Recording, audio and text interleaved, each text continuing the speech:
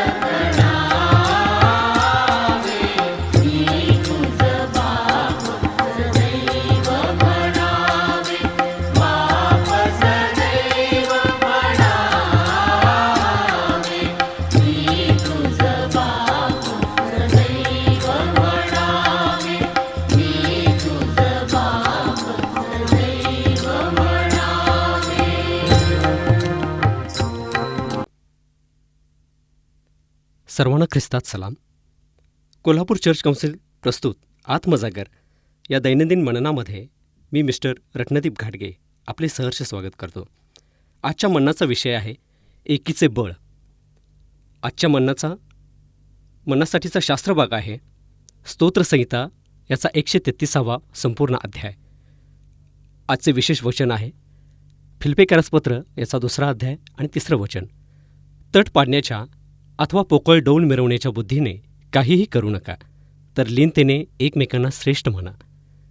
मंडळांचे विभाजन काही वेळा भिन्न व्यक्तिमत्वामुळे तर कधी वेगवेगळ्या धर्मसिद्धांतामुळे किंवा भांडण वा वैचारिक मतभिन्नतेमुळे होते.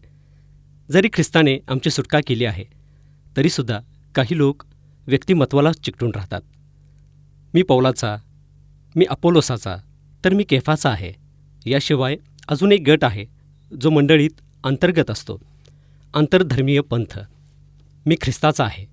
1 कोरिंथ याचा 1 अध्याय 11 ते 13 ही वचन.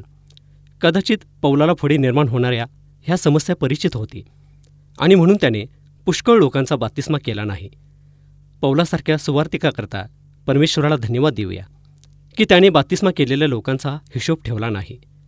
मी दुसऱ्या कोणाचा बाप्तिस्मा केला की नाही हे माझ्या लक्षात नाही. जर ख्रिस्ताने लोकांचा बाप्तिस्मा केला असता तर त्यांनीही दावा केला असता की त्यांचा बाप्तिस्मा इतरांपेक्षा श्रेष्ठ आहे. म्हणून त्याने आपल्या शिष्यांना बाप्तिस्मा द्यायला लावला. योहान कृष्णवर्तमान 4 अध्याय 1 आणि 2 ही वचन. कोणत्याही धार्मिक तत्वांवर जास्त जोर दिल्याने मंडळीचे विभाजन होऊ शकते. जर बाप्तिस्माच सर्व काही आहे तर आपण बॅप्टिस्म मंडळीच बनून जाऊ.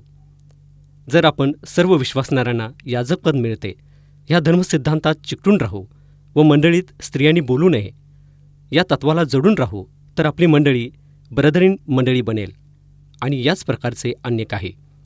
तिसरी गोष्ट म्हणजे आपसापसातील वाद आणि वैचारिक मतभेद यामुळे मंडळींचे विभाजन होते. आपसापसातील तीव्र मतभेदामुळे पौल व बर्नबा एक दुसऱ्यांपासून कसे वेगळे झाले याविषयी पवित्र आत्म्याने विश्वासूपणे लिहिले आहे. प्रेक्षितांचे कृत्य याचा 15वा अध्याय 36 46 वचन. दोघेही परमेश्वराच्या आत्म्याने न्हाऊन निघालेले प्रेक्षित होते. ते विश्वासू शिक्षक होते आणि समर्पित मिशनरी होते. या घटनेचे तात्पर्य हे नाही की आम्ही आमच्यातील लहान लहान फुटी किंवा विभाजन याकरता वरील गोष्टींचा आधार घ्यावा. हे उदाहरण याकरता लिहिले आहे की ह्या चुकीची पुनरावृत्ती आम्ही करू नये. 1 कोरिंथ याचा 10वा अध्याय 11 वचन. आपल्यामध्ये निरंतर संजीवन असावे याकरता स्तोत्र 133 मध्ये एक अट उत्तम रीतीने सांगण्यात आली आहे. देवाच्या लोकात सतत एकी असली तरच परमेश्वर त्यांना आशीर्वाद देऊ शकेल. शहरातील सगळ्या मंडळ्या महिन्यातून एकदा सगळे मिळून प्रार्थना सभा का ठेवीत नाहीत? जर सगळे मिळून संजीवन सभा ठेवतील तर खर्च देखील कमी होईल. पुनरावृत्ती व स्पर्धा या भावना टाळल्या जाऊ शकतील. आम्हामधील उच्च व नीच अशा या सैतानी जातीयवादाला गाडून टाकले पाहिजे.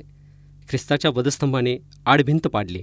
इफिस्करासपत्र 2 अध्याय 13 ते 15 ही वचन. जर यहुदी आणि यहुदीतर यांचे ख्रिस्ती मंडळीत ऐक्य झाले तर मग असे कोणते दुसरे गट आहेत की ते एकत्रित येऊ शकणार नाहीत? आपण प्रार्थना करूया.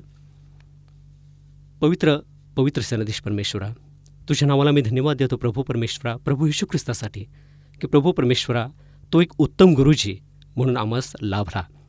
त्याने बऱ्याच उत्तम गोष्टी आम्हाला शिकवल्या आणि प्रभू परमेश्वरा त्यामध्ये तो प्रामुख्याने उल्लेख करतो की तुम्ही ज्यावेळी एकत्र याल त्यावेळी माझ्या पित्याचे गौरव होते. तुमच्या एकत्र येण्याने माझ्या पित्याचे गौरव होते. जिथे दोघे किंवा तिघे माझ्या नावाने एकत्र आहेत पहा मी त्यांच्यामध्ये आहे. आणि प्रभूने आम्हाला एकजुटीसाठी सल्ला दिला आहे. तो म्हणतो की तुमच्या एकत्र येण्याने माझे गौरव होते. प्रभू परमेश्वरा मंडळीतील प्रत्येक संघ जो आहेत त्या प्रत्येकाला परमेश्वरा एकत्र येण्यास तो कृपा पुरव. आणि ज्याप्रमाणे आम्ही आता वचन ऐकले आहे त्याप्रमाणे परमेश्वरा एकजुटीने एक मनाचे एका दिलाचे एका जीवाचे होण्यास तो मग प्रत्येकाला सहाय्य कर. प्रार्थना प्रभू येशू ख्रिस्ताच्या नावाने केली म्हणून ऐक बाप्पा. आमेन.